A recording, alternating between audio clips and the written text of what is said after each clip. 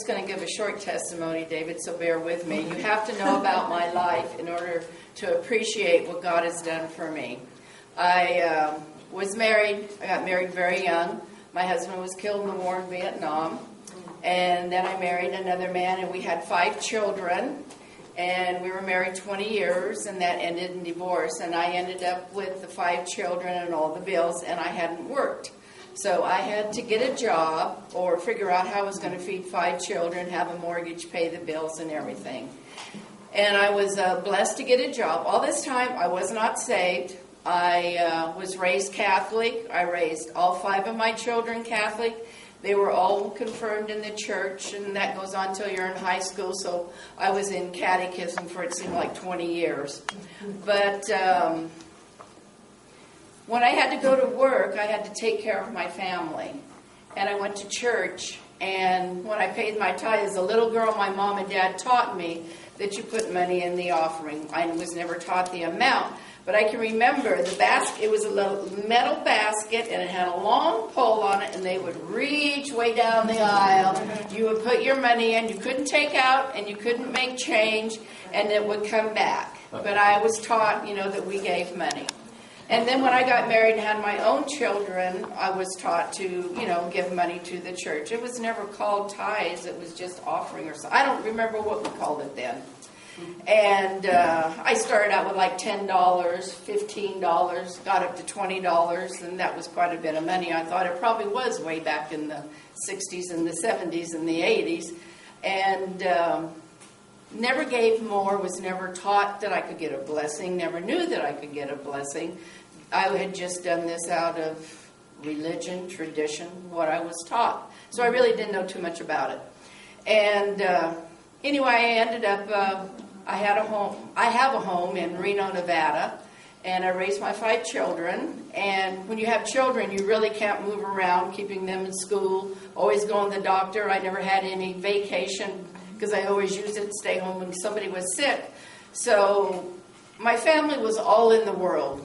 Everyone was either drug addicts, alcoholics. One was in a maximum secure prison. So I had mental torment that you wouldn't believe. I couldn't sleep at night. I would wake up. I was scared to death. I would get a call from the morgue to come down and identify one of my children. And when my son was in prison, it was a fear that I just don't know how to explain that, he was always afraid to answer the phone for fear that they'd been killed. And so I met these people through one of my oldest sons, and they prayed over people. And they usually prayed over sick people, and they got healed. Well, I'd never done that before, never heard of that. So I told my son I was getting ready to move to Missouri. I'd just gotten a job. I was going to leave my house, leave my children. I had a business, a very good business. I left it. Animals, I love my animals, my chickens, my dogs, my cats, my geese, all of that. And came here. It was like I was running. And actually, these people prayed for me before I left, and I didn't know it, but I got saved. Didn't have anybody tell me I was saved or what to do, nobody to disciple me. I mean, God just does things without us even knowing it. Of course, you guys may have been raised up in that type of environment, but I wasn't raised up that way. So I came here, and the Holy Spirit drove me to get back into church, and I started back to the Catholic Church, but that just wasn't, right anymore. And after I was saved, about 6 months, I was, reading the Bible and this and that. Went back to California for my 60th birthday party. I had 1 child saved, 1 almost saved, and 3 of them running amok. So they were all supposed to come together for my 60th birthday party. Well, my youngest daughter shows up, and she's wiped out on drugs, drunk, missed the birthday party and everything else.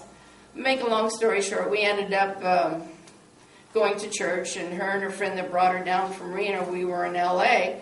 We went to the same church that I went to in L.A. with my son, and they did an altar call, and we got up there, and they got saved. Of course, they didn't know what it was either, because we had never been taught that. And that day, we went out to eat, and then we were going to go to my son's house and pray, and at the dinner table, God already started working. He ended up taking the devil out of her, and God came in. Well, if you've never seen devil come out of somebody that you love or anybody that you don't love, you haven't seen anything. That'll make you a believer right then and there if you don't believe in God and Jesus Christ and deliverance. And that turned my life around forever. So I kind of went from here to being saved that didn't know I wasn't to way up here, seeing how God works, how God moves, how God delivers, how God can set you free, how God does these miracles, and you don't even know it. Yet when I was going to church, I was paying my tithe, and I was saying, God, get my child out of prison. God, save my child from addictions. God, bring us to the Lord. God, do something with me. Just do something. All that time, I'm paying my $20. Then I went up to $25. And, I didn't realize that by giving this money, which was my tithe, and giving it willingly, not being forced to do it, that I was receiving these blessings. And blessings come in many ways. They come through healing. They come through deliverance, salvation for your family. They come in things of the world like cars and houses. Your finances grow. I mean, Daddy's just standing there waiting to pour out. All we have to do is just give in a little bit and do it willingly and lovingly and joyfully, and that just makes it better. So as I'm growing up in the faith and I'm going to churches like this and I'm learning more about giving, how much I should give, well, that was a lot more than $25 I had topped out at. But you know what? When I came here within a year, God doubled my salary. And I didn't realize what was going on because I hadn't been taught that. I'm going, well, this is great. So that I'm going to more places and being taught more about God and the blessings and the givings and the offerings and the alms. I just did it naturally, but I realized what was coming back to me in many, many different ways. I wasn't giving my tithe or my offering to get something back. God was just giving it to me in many ways, many ways. That's what I'm trying to say. And then on my job, I had came here and got a promotion. That was all of God. I was there 1 year, had to be there a year before I could put in for another promotion. Was there just a week over that year. Put in for that other job. Didn't think I was going to get it, but it's good to be interviewed for the experience, right? Got that job. Got a big fat raise. Ties go up. My salary goes up. And, I still have my house in Reno. And now I've got a house here. So I went from before not having anything to having 2 houses. And all of a sudden, my car's not doing too good, but it's still running. So God blessed me with a car. Helped me get a car. So I get a brand new car, first car, brand new car I've bought in my life. And what do? I give my car away. I don't trade it in. I get blessed. Somebody else gets blessed, and they bless somebody else when they give it away, and it's still going. And it's also teaching my children that you can give a car away. It's okay. You might get something really great back from God. It doesn't have to be another car, a boat, or a motorcycle. It could be scholarship. It could be a free education. My daughter, who was a full-blown drug addict, after the Lord came into her life and delivered her, she got a job, and it had been prophesied before she was even working that she was going to go to China. She was going to be helping the Chinese people, and we're all going, yeah, right.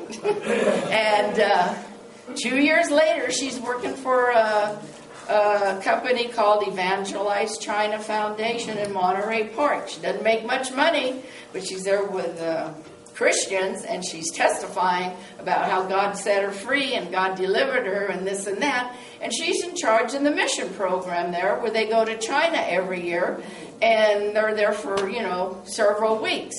Well, when she's working there, I kind of seed into that ministry and not realizing what God's doing, because when you do that, you can pray for something, but you really don't know what God's going to use it for.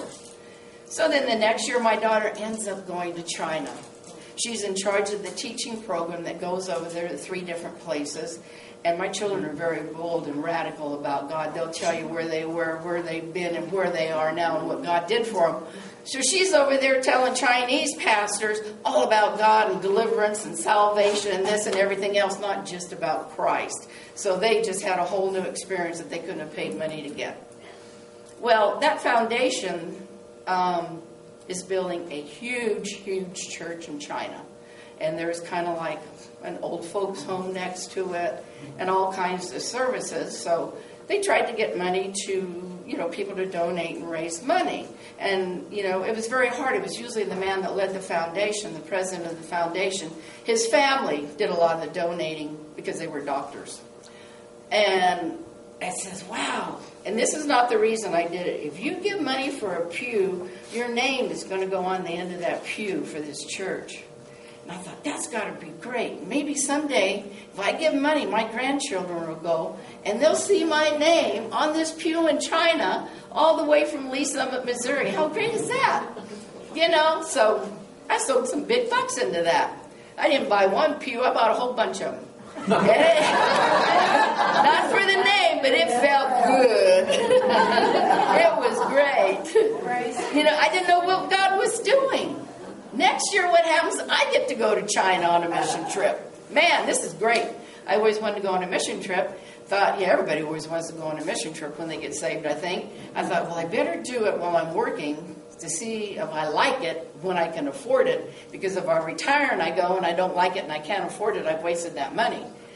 And I was supposed to be there 3 weeks, but I was only there 10 days because I got deathly ill, almost died, barely made it back to the States. But God had just set everything in motion way back.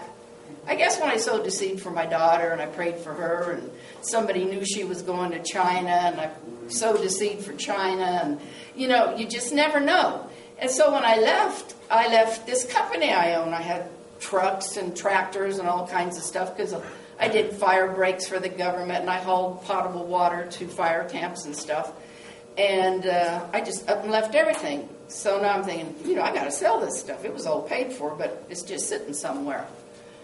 So Benny Hinn was coming to town, and I never really seen anybody that I call big in the ministry, Just I've seen him on TV, and Benny Hinn and Sid Roth and all this kind of stuff. I was being exposed to a whole new world. I never ever watched Christian TV in my life before I came here. And so I go to Benny Hinn. The first thing I realized, Benny Hinn's just like me. He's a person. He's not the one that heals them. He's not the one that does this and that. It's God, So that was a big lesson when I went there. And I tithed each time we went. We went several nights when he had his conference going on. And then I went, you know what, God? I really need to sell one of those trucks. I really need to sell. So I sowed a big seed into selling that truck, and I wrote it on there, sell some equipment, and put it in the basket. And I went to lunch and sat down with my girlfriend, Kathy, and we were eating, and my son calls from Reno. He says, Mom, I just sold the truck. I sold, one of the water trucks. I went, really? I didn't say that. My mind's going, wow, I didn't know God worked that fast because it hadn't been 2 hours. I mean, this is great. And he's teaching me. Not only is he teaching me, he's teaching the lady with me that didn't give any money. And she says, wow, why didn't I give money? I should have done that. I could have had a blessing too, And I thought, it's not all given to get the blessing, because it's whenever he does it. It could have been from a long time ago I got this blessing. Then I'll go back to my daughter going to China and working for this company. Well, when she was doing drugs, she couldn't even remember her name. Her brain was so fried, we thought she would never come back. So this is a test, and she spoke at this church when she was here. And she's going to junior college, and she says, I'm going to go back and I'm going to get my degree. I thought, oh, boy, that's going to be a piece of work. And so we all started praying in the family. Everybody comes together in one accord, praying and tithing, praying and tithing. This money's going for Rachel to go to school. Then she says, I want to go to this Christian university, and it's going to be this much money, and blah, blah, blah. Well, I don't have any money. I shouldn't say that. I'm not going to curse myself. I didn't have the finances for that because I raised 5 kids, so I never saved any money. I was busy raising the children. Anyway, what happened to her was she went into competition for a scholarship at this Christian university in California. And it's usually only given to people outside coming in to help them, and it's usually foreigners. And she got the scholarship, paid for everything. I'm going, wow. Then She's going, oh man, I've never been to a university before. These people are so smart. They're going, I don't know if I can do this. I just don't know. I'm going to be in the room with all these smart people. If you've ever started college or anything like that, everybody kind of feels that way the first, few weeks going there. And I told her, I says, everything's going to be fine. Just don't worry about it. Anyway, you've got so much favor from God, you're not going to have any problem. You probably won't even have to open a book and study. Anyway, so she ended up, she's getting straight A's, doing extra credit so that she gets credit for the extra credit that she does, that she doesn't have to take all these other courses.